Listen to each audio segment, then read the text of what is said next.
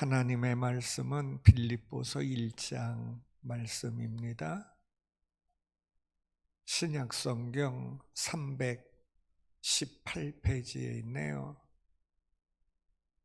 318페이지에 있는 빌립보서 1장 1절, 그리스도 예수의 종 바울과 디모데는 그리스도 예수 안에서 빌립보에 사는 모든 성도와 또한 감독들과 집사들에게 편지하노니, 하나님 우리 아버지와 주 예수 그리스도로부터 은혜와 평강이 너희에게 있을지어다. 내가 너희를 생각할 때마다 나의 하나님께 감사하며 간구할 때마다 너의 무리를 위하여 기쁨으로 항상 간구함은 너희가 첫날부터 이제까지 복음을 위한 일에 참여하고 있기 때문이라. 너희 안에서 착한 일을 시작하신 이가 그리스도 예수의 날까지 이루실 줄을 우리는 확신하노라.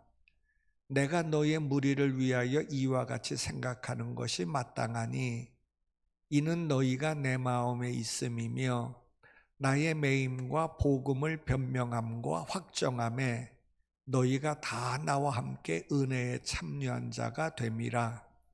내가 예수 그리스도의 심장으로 너의 무리를 얼마나 사모하는지 하나님이 내 증인이시니라. 내가 기도하노라. 너의 사랑을 지식과 모든 총명으로 점점 더 풍성하게 하사 너희로 지극히 선한 것을 분별하며 또 진실하여 허물 없이 그리스도의 날까지 이르고 예수 그리스도로 말미암아 의의 열매가 가득하여 하나님의 영광과 찬송이 되기를 원하노라. 아멘. 11절 말씀까지 봉독해 드렸습니다.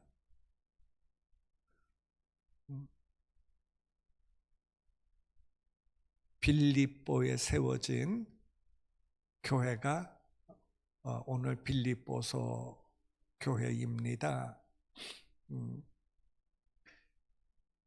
이 빌립보 교회는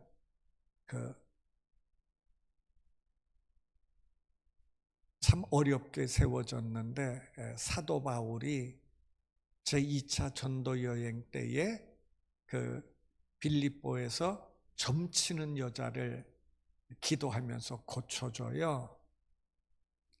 그러니까 이 점치는 여자가 귀신의 영을 받아서 점을 쳤는데 사도 바울이 안수해 줌으로 온전해지니까 이제 점을 못 치는 거지요. 그랬더니 이 여정을 통해서 돈을 벌던 그 주인이 바울을 모함을 해가지고 바울이 끌려가가지고 아주 호되게 매를 맞습니다. 그리고 감옥에 투옥되거든요. 그것이 이제 우리가 잘 아는 로마 사도행전 16장에 있는 내용입니다. 그래서 바울과 실라가 실컷 두드려 맞고 감옥에 갇히게 되거든요. 그 와중 속에서도 바울과 실라가 감옥에서도 찬송할 때에 지진이 일어나거든요. 바울과 실라를 감옥에 가두었던 간수장이 지진이 일어나서 포로들이 죄인들이 도망간 줄 알고 큰일 나서 자결하려고 할 때에 바울이 우리 안 도망갔다, 우리 도망가지 않았다 그러면서 간수장에게 나타나지요.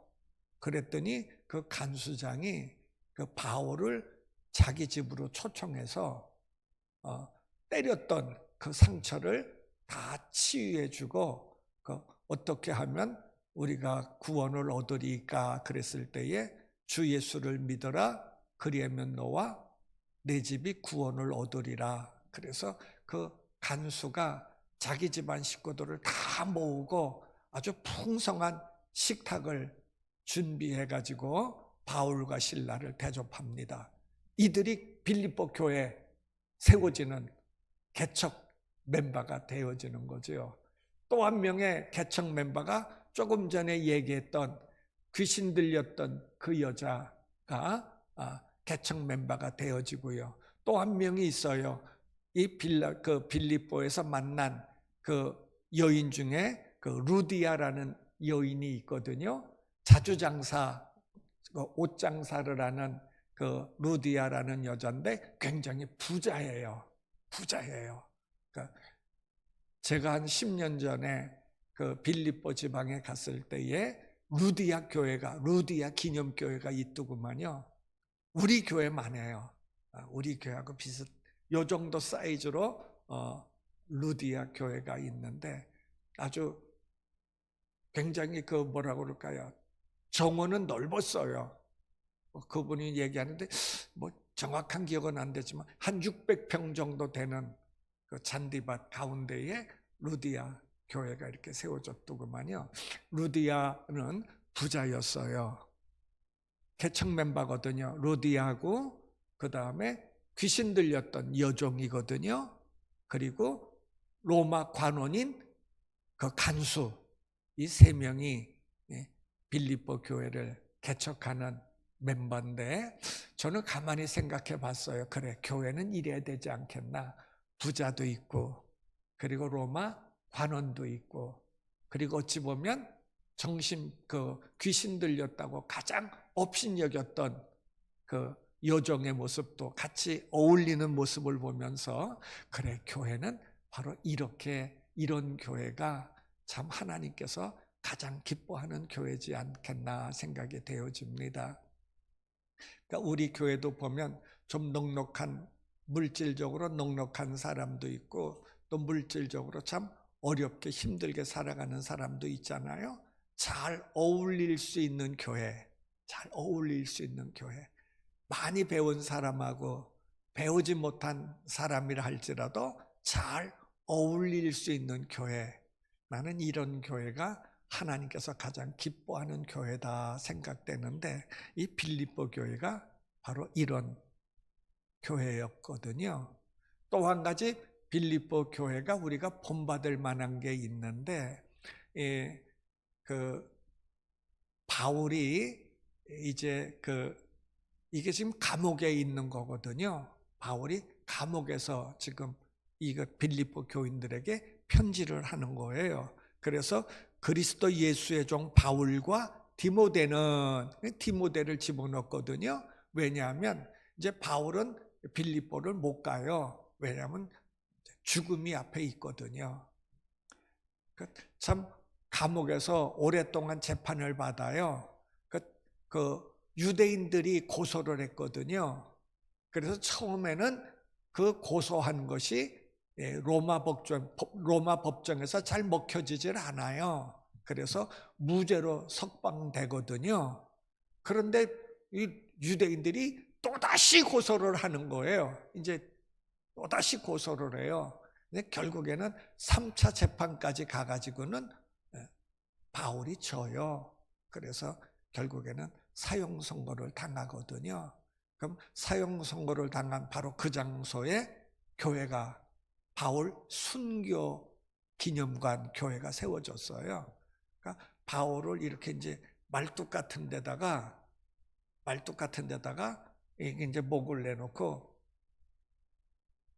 칼로 쳤더구만요. 칼로 치니까 바울의 목이 떨어져서 3번 굴렀다는 그런 거기 가면 이제 그런 것들이 다 있거든요. 그렇게 순교를 당하기 직전에 지금 빌립보 교인들한테 편지하면서 나는 못 가지만 이제 바울이 내 대신 디모데를 빌립보 교회 목회자로 보내야 되겠다. 그러면서 지금 이거 소개를 하고 있는 거예요. 나와 디모데가 너희에게 지금 안부를 전한다. 나는 빌립보 교회가 참 본받을 만한 교회 중에 하나라고 지금 제가 첫 번째 어울리는 교회 함께 첫 번째로 얘기했고 두 번째로 얘기하고 싶은 것은 바로 이거예요. 바울이 이제 재판에 지거든요. 이제 소망이 없잖아요. 그랬을 때 바울 곁에 있던 믿음의 사람들이 다 떠납니다. 다 떠납니다. 지금까지 함께 했던 사람들이 마지막 재판에 지니까 다 떠나요. 그때 떠난 사람이 데마라는 사람도 떠나게 되어지는 거지요. 그러니까 너무 마음이 아프지요. 너무 마음이 아픈 그러한 와중 속에서 이 빌립보 교회가 에바브로디도라는 사람을 통해서 바울을 돌봐요.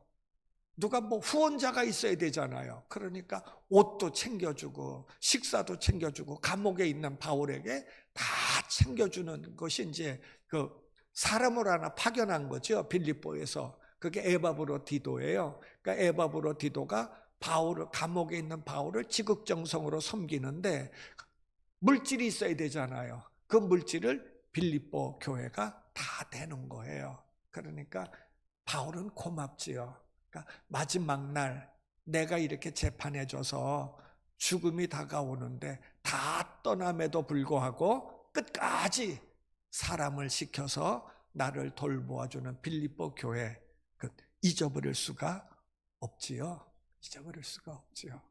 그래서 변하지 않는 교회, 바로 우리 교회가 이런 모습이 되어져야 하지 않겠나라는 거예요. 이런 교회에게 바울이 이제 빌립보서가 그냥 주제가 있다면 기뻐하라라는 단어거든요. 기뻐하라. 그러니까 1장, 2장, 3장, 4장이 그냥 다 기뻐하라라는 게 주제예요.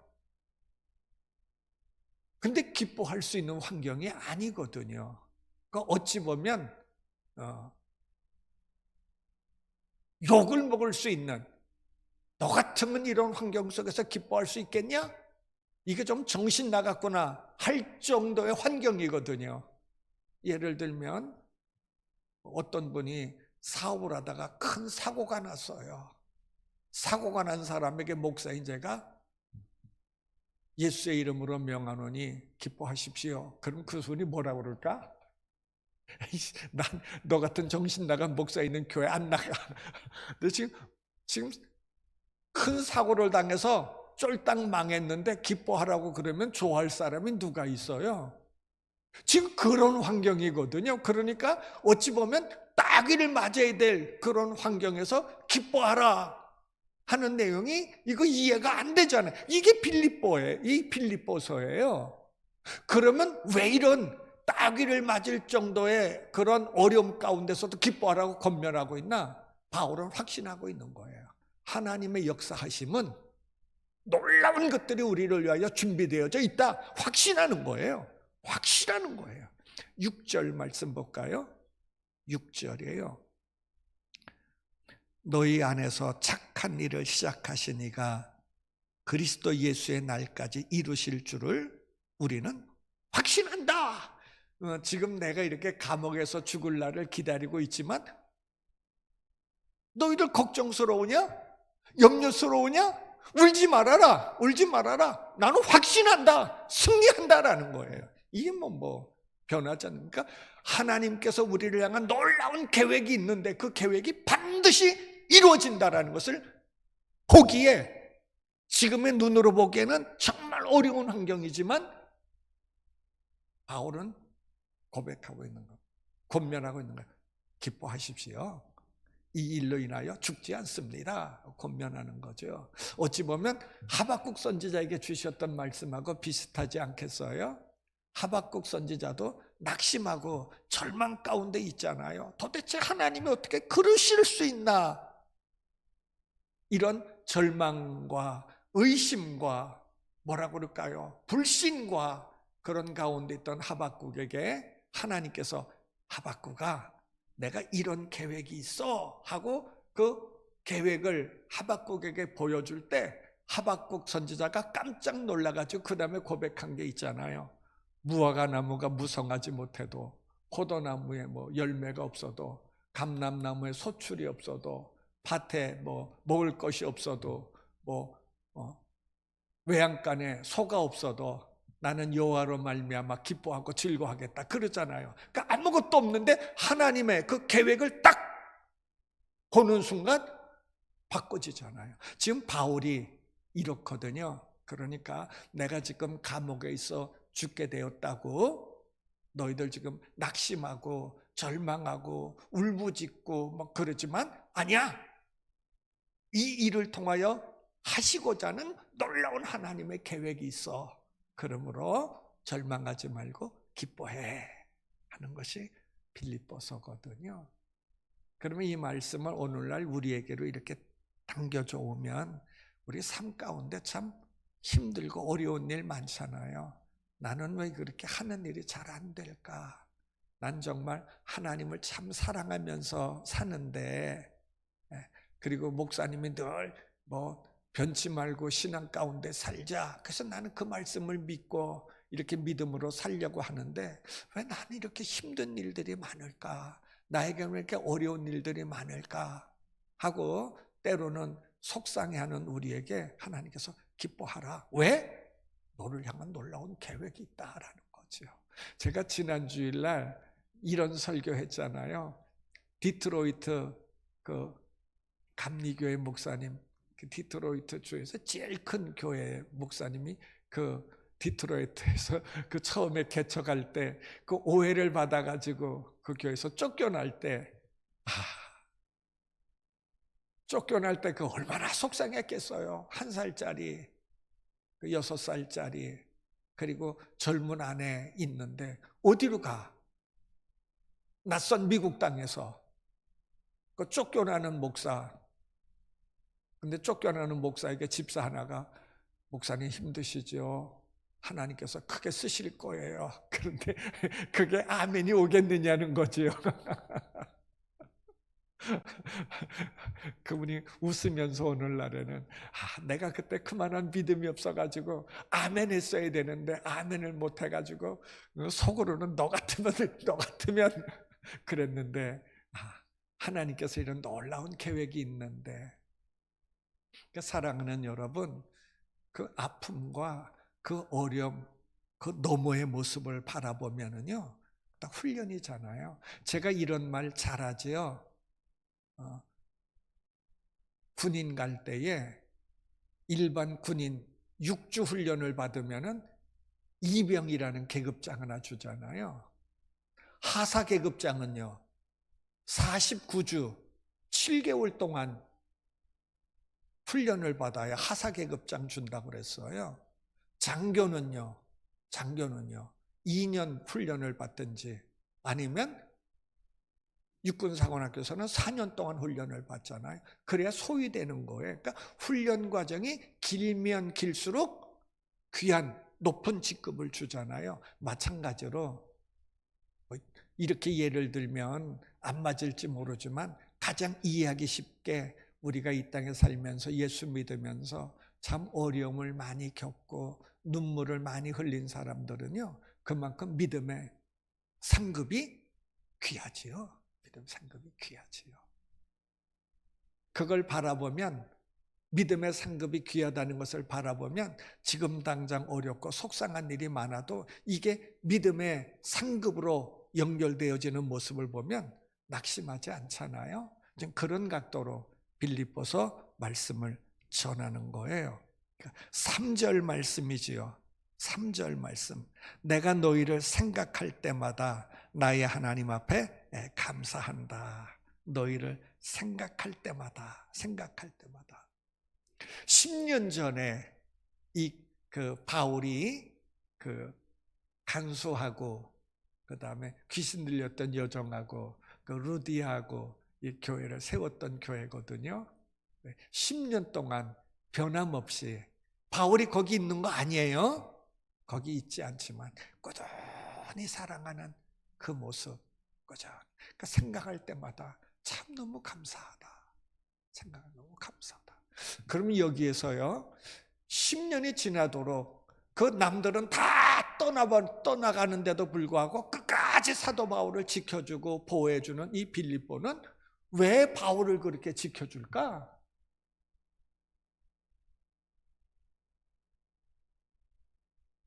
빌립보 사람들이 그렇게 끝까지 사도 바울을 지켜주는 이유는 뭘까? 이유는 뭘까? 개척한 사람이기 때문에 그럴까? 그거는 아닌 것 같아요. 바울이 훌륭하고 똑똑해서 빌립보 교인들이 끝까지 바울을 이렇게 돌봤을까요? 그거는 아니에요. 유대인이라 바리새인 중에 바리새인, 유대인 중에 유대인, 학문이 월등해서 바울을 그렇게 끝까지 사랑했을까요? 아니에요. 빌립보 교인들이 다른 사람들은 다 떠나도 바울을 끝까지 지켜줬던 이유는 뭘까? 이유는 뭘까?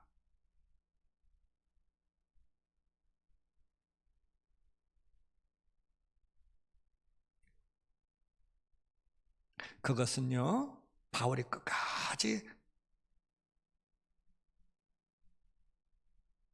보살펴 주었던 이유는 빌립보 교인들이 바울을 볼 때 예수님 위에 살고 예수님 위에 죽는 모습을 바울을 통해서 보았거든요. 그러니까 그들은요, 예수님 때문에 살고 예수님 때문에 죽고자 하는 바울을 믿음의 눈으로 바라보았기에 그들은 흔들리지 않아요. 흔들리지 않아요.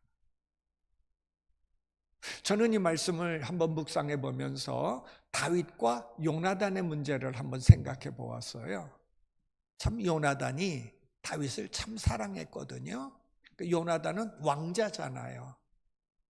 가만히 있으면 내가 아버지 뒤를 이어서 이스라엘의 왕이 될 자가 요나단이에요. 그런데 이 다윗이 아버지가 생각할 때는 이 요나단 자기보다는 이 다윗이 염려스러운 거예요. 이 다윗 때문에 내 왕위가 안 올까 봐 아버지는 다윗을 죽이려고 그러잖아요. 그런데 요나단은 다윗을 사랑해요. 어찌 보면 정적이잖아요. 내가 왕이 돼야 되는데 바울이 왕이 되면 나는 어떻게 되는 거예요? 그러니까 어찌 보면 가장 미워해야 될 사람, 가장 원수가 돼야 될 사람을 요나단이 좋아하는 이유는 뭐냐라는 거예요. 어릴 때부터 친구인가요? 아니잖아요. 같은 학교를 다녔나요? 아니잖아요. 같은 교회 다녔나요? 아니잖아요. 어디서 만난 적 있나요? 아니잖아요. 그러면 요나단이 바울을 왜 그렇게 좋아했나? 자기 목숨처럼 사랑했다 그러거든요. 요나단이 다윗을 자기 목숨처럼 사랑했다. 왜 사랑했나? 어릴 적 친구도 아니라니까요. 학교 동문도 아니고요. 근데 사랑할 이유가 뭐가 있어요? 사랑하는 이유는요, 이거 봤어요. 아버지 따라 전쟁터 있을 때 블레셋 골리앗이라는 장군 앞에 다 벌벌벌 떨 때에 다윗이 외치면서 나는 만군의 여호와 이름으로 가노라 하는 그 고백을 요나단이 들었거든요. 사무엘상 17장 47절에 보면은요, 전쟁은 하나님께 있어. 하나님이여 나를 도우사 골리앗을 거꾸로 들이소서라는 그 고백을 요나단이 듣거든요. 그 후에 요나단이 나오는 내용이 요나단이 다윗을 자기 생명처럼 사랑하였더라. 다윗이 하나님을 저렇게 목숨을 내놓고 사랑하는 모습을 보면서 나도 사랑해야 되겠다라는 딱 바뀐 거죠. 빌립보 교인들이 바울을 끝까지 사랑했던 이유는, 변찮고 사랑했던 이유는 바울을 바라보면서 하나님의 사람이구나라는 것을 보았거든요. 안 떠나는 거예요. 3절 내가 너희를 생각할 때마다 나의 하나님 앞에 감사한다. 변하지 않는 그 빌립보 교인들을 향하여 생각할 때마다 참 감사하다. 그 4절 말 보니까 간구할 때마다, 기도할 때마다, 내가 기도할 때마다 너의 무리를 위하여 기쁨으로 항상 간구하는 것이 너희가 첫날부터 이제까지 복음을 위한 일에 참여하고 있기 때문이다. 정말 믿음의 길 잘 걸어가고 있는 거, 정말 내가 하나님 앞에 늘 기도하고 늘 감사하고 기쁜 것은 한결같이 너희들이 믿음의 길을 걸어가고 있구나. 그래서 6절 말씀해 보니까 너희 안에 착한 일을 시작하시니까 그리스도 예수의 날까지 이루실 줄을 우리는 확신한다. 우리 반드시 승리할 줄을 우리 확신한다라는 거예요. 내가 너희를 위하여 기도하는 내용이 있어. 7절이에요.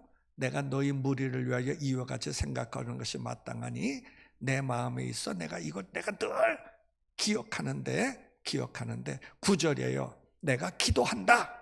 너의 사랑을 지식과 모든 총명으로 점점 더 풍성하게.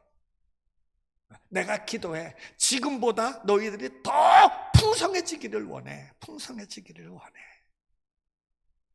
물론 모든 목사들이 마찬가지일 거예요. 성도들이 다 잘 되기를 원하잖아요. 다 잘 되기를. 사랑이 더욱더 풍성해지기를 원한다.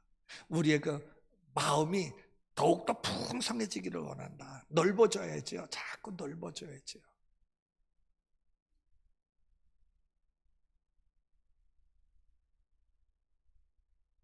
하나님이 그 아브라함을 보면서 하나님을 아브라함 얼마나 사랑하셔요?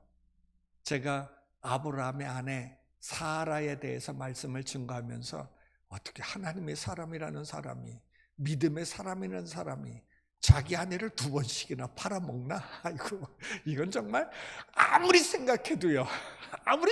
어떻게 아내를 팔아먹어요?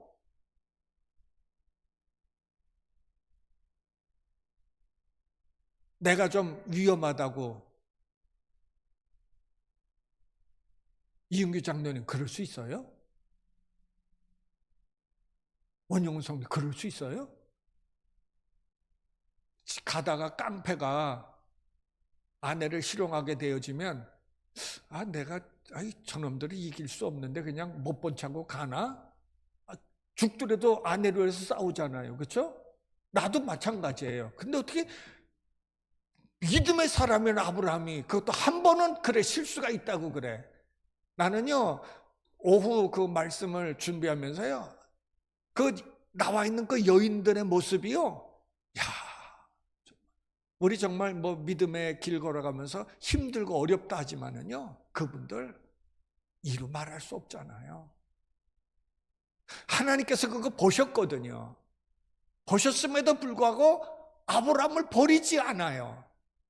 야 아브라함아, 너 어떻게 믿음의 사람이라는 놈이 그럴 수 있냐? 하나님께서 아브라함 책망하지도 않으시거든요.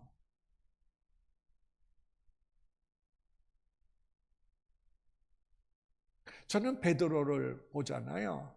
그렇게 베드로가 예수님을 사랑했다고 하다가 정말 막상 예수님 면전에서 나는 예수를 모른다고 3번 부인하는 모습을 바라보면서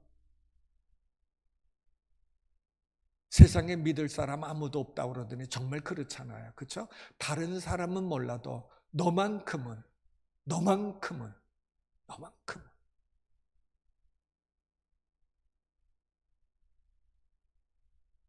시저라는 사람이 로마에 처음에 황제가 되잖아요. 그러니까 이제 암살을 당하잖아요. 시저가. 왜냐하면 모든 일들을 원로원에서 다 결정을 하는데 시저라는 사람이 원로원을 무시하고 지가 내 말 들어! 하고 원로원은 욱박지르잖아요. 그러니까 원로원에서 이거 도저히 안 되겠다. 그냥 두면 안 되겠다. 그러니까 시저를 암살하자. 그래서 이제 그 원로원들이 곧 각본을 짜거든요. 그래서 시저를 결국은 암살하는데 결국에 암살하는 제일 마지막 결정이 안토니우스인가 옥토비우스인가 시저의 그 아들, 양아들이거든요. 양아들이, 시저는 아들이 없는 그 양아들이에요. 왜 양아들로 사왔냐면 그 얘 어머니가 시저가 젊었을 때 좋아하던 여인이야. 좋아하는 여인인데 시저는 전쟁터에서 싸우는 바람에 이 여인이 다른 사람한테 시집을 갔거든. 근데 서로 사랑하는 것은 잊을 수가 없어. 그러다가 이제 시저가 이제 정권을 잡잖아요. 로마. 그러니까 그 여인하고 잊을 수가 없지. 그러니까 그 여인이 난 아들을 내 아들이다. 그래서 이제 그렇게 잡았거든요. 근데 이 아들놈이 결국에는 시저에게 칼을 대잖아요. 그러니까 시저가 마지막에 죽기 전에 그렇잖아요. 다른 사람들은 다 배반해도 너는 나를 배반하지 않을 줄 알았는데 너 맞아? 그리고 죽잖아요. 그러니까 시저의 배를 칼로 찌르는 게 양아들이거든요. 아무리 믿을 사람 없다고 그래도 베드로의 모습을 봐요. 이게 똑같은 모습이잖아요. 이게 용서가 돼요? 근데도 예수님께서 부활하지 예수님께서 그 베드로에 찾아가셔서 너 나 사랑하느냐라고 물으시면서 그 요한복음 21장 말씀에 보면 그 사명을 주시는 모습을 보면 우리 하나님의 사랑을 알 수 있잖아요. 우리에게 향한 하나님의 사랑이 이렇구나. 오늘 지금 바울이 빌립보 교인들에게 내가 너희를 위하여 기도하노니 너의 사랑이 점점 풍성해지기를 원한다. 점점 넓어지기를 원한다라는 거예요. 오늘 이 말씀을 우리 가운데 새겨 보면은 우리 신앙생활하면서 괜히 뭐 별거 아닌 거 부딪힌 적이 있어요. 먼 것 아닌 게 부딪힌 적이 있거든요. 왠지 모르게 저 집사 보면 껄껄해. 별로 마음에 안 들어. 그래서 인사하기도 싫어. 그래서 안 마주치려고 그러거든요. 사람이 사는 데서는 다 그런 일이 있어요. 근데 오늘 말씀해 보면 너희의 그 사랑이 풍성해지기를 원한다. 지금 사도 바울이 그거 기도하는 거예요. 그 빌립보 교인들아, 너희의 그 사랑이 더 풍성해지기를 원한다. 그렇게 서로 반목이 없이 서로 하나가 되어지는, 사랑으로 하나가 되어지는. 그 부자인 루디아가 그 귀신 들렸던 여자, 그 여종이거든요. 여종하고 그렇게 뭐 관계가 되겠어요? 그리고 로마 관리인 그 간수하고 그 여종하고 뭐 관계가 되겠어요? 그럼에도 불구하고 한 교회에서 함께 어울리는 모습, 그게 교회 모습이지 않는가라는 거지요.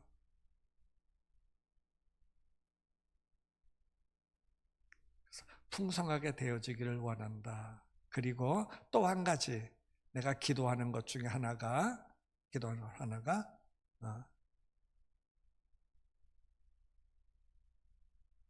10절 말씀해 보니까 너희가 지극히 선한 것을 너희가 지극히 선한 것을 분별할 수 있도록 내가 너희 기도한다. 그러니까 분별하는 것은요 참 중요해요. 옳고 그름이 알잖아요. 옳고 그름을 알아야 되잖아요. 우리가 이 땅에 살면서도 분별 잘해야 되잖아요. 분별 잘 못하면 망하는 거예요. 망하는 거예요. 엘리 제사장이 망하잖아요. 분별을 잘 못하잖아요. 하나님께서 내 아들들의 행위가 악하구나, 그렇게 하지 말라고 하거든요. 하나님께서 가르쳐 주는데 분별을 못하잖아요. 그러니까 결국에 아들만 망하는 것이 아니라 엘리 제사장까지 망하는 모습을 바라보면서 우리가 이 일 안 돼, 이 일 해야지라는 바로 그러한 분별을 위해서 하나님 앞에 내가 기도한다. 그런 각도로 볼 때에 그 비느하스라는 사람이 있거든요.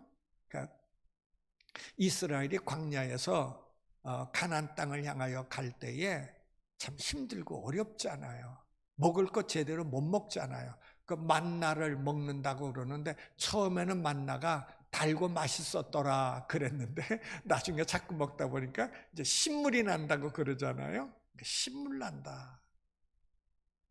그때 이제 모압 왕 발락이 발람이라는 선지자를 초청해 가지고 이스라엘 백성들을 저주하라고 그래도 왜 점점 자꾸 자기네 나라로 가까이 오니까 이게 지금 두렵잖아요.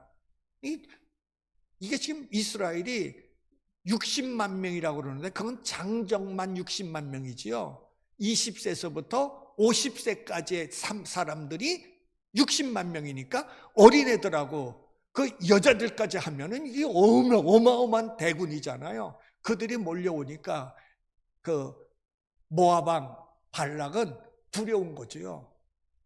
그러니까 어떻게든지 저들을 저주했으면, 그래서 발람이라는 선지자를 초청했는데 저들을 저주하라고. 발람이 저주를 못하잖아요. 그러니까 발람 왕이 내가 너에게 많은 돈을 주고 내가 너에게 이렇게 정성을 했는데 야, 값은 해야 되지 않느냐. 그러니까 발람이 이제 그런 계략을 꾸며주지요. 구타라라는 거예요. 구타라. 모압 사람들 보고 구타라는 거예요. 그래서 광야에서 그 모압에서 구슬하잖아요. 예쁜 여인들을 데려다 놓고 음식을 잔뜩 차려놓고 거기서 춤추면서 굿하잖아요. 그러니까 이스라엘 백성들이 저거 뭐 하는 거야? 저거 뭐 하는 거야? 하고 구경 갔다가 술 얻어 먹지, 맛있는 음식 얻어 먹지, 여자들에게 서비스 받지. 그리고 저녁 때 돌아왔거든. 그러니까 다른 이스라엘 그 장막에 사는 사람들이 야, 무슨 일이야? 무슨 일이야? 야, 거기 갔더니만 아주 뭐 정말 이 얘기하니까 이스라엘 청년들이 거기 몰려가잖아요. 몰려가 가지고 음탕한 짓을 하거든요. 그러니까 하나님께서 화가 나셨어요. 그래서 2만 3천 명이 이스라엘 백성들이 죽지요. 그 와중 속에 이스라엘의 족장 중에 한 명이 그 고습이라는 모압 여인을 데리고 와요. 족장 딸이거든요. 족장 딸이에요. 족장 딸을 이스라엘 진영까지 데리고 오잖아요. 이스라엘 진영까지 모압 여인을 데리고 와서 음탕한 짓을 하는데 말리는 사람이 없네. 왜요? 족장 아들이잖아. 그리고 이 부잣집 딸이잖아. 말리는 사람이 없네. 그때 비느하스가 저녁 때 창을 들고 가가지고 그 남녀를 찔러 죽이지요. 그래서 그 이스라엘 백성들에게 내렸던 하나님의 진노가 그치게 되는 거예요. 나는 분별에 대해서 지금 얘기를 하는 거예요. 그러니까 이스라엘 사람들이 그런 일을 저지름에도 불구하고 왜 제지를 못하나? 이건 하나님께서 벌 받는 일이라고 알면서도 제지를 못하는 족장 아들이라. 그리고 다 그 족장 딸이잖아. 다 신세를 지고 그 여자한테 잘 보이면 풍성하게 얻어먹을 수 있잖아. 여기에다 빠져가지고 해야 될 것, 하지 못할 것 구분을 못하는 환경 속에 비느하스가 바로 그 일을 하잖아요. 그러니까 어떤 일은 이거는 안 돼라는 일과 이거는 해야 돼라는 일을 우리가 분별할 때에 우리의 믿음은 승리하게 되는 거지요. 그래서 오늘 사도 바울이 빌립보 교인에게 내가 너희를 위하여 기도하는데 하나님의 사랑이 풍성해지기를 원하고, 또 한 가지 이 땅에 살면서 하나님의 사랑을 분별할 줄 아는. 그래서 11절에요. 예수 그리스도로 말미암아 의의 열매가 가득하여 하나님의 영광과 찬송이 되기를 원하노라. 분별을 잘하면 그게 의의 열매가 되는 거지. 분별을 잘 못하면 불의 열매가 되는 거지. 어떤 분별의식을 가지고 살아가느냐라는 건 중요하지요. 이렇게 말씀을 정리합니다. 이 빌립보서가 우리에게 주는 교훈이 있어요. 교훈이 있어요. 그거 제가 시작하면서 얘기했거든. 6절이에요. 6절. 너희 안에서 착한 일을 시작하신 이가, 우리 이은규 장로님 안에서 착한 일을 시작하신 예수님이, 우리 원영훈 성도님 안에 착한 일을 시작하신 예수님이 예수의 마지막 날까지 이루실 줄을 우리는 확신한다. 반드시 승리할 줄을 우리는 확신한다. 이렇게 많은 사람들 가운데 우리를 불러주셨으니 반드시 믿음에 승리하는 은혜 우리에게 주실 줄 확신한다라는 거예요. 어려워도 그리고 힘들어도 주님께서 반드시 우리를 이기게 하실 줄 믿는다는 이 확신 가지고 한 발 한 발 나아가는 우리 한사람교회 성도들 되어주시기를 주님의 이름으로 축복합니다. 우리 270장 찬송가 270장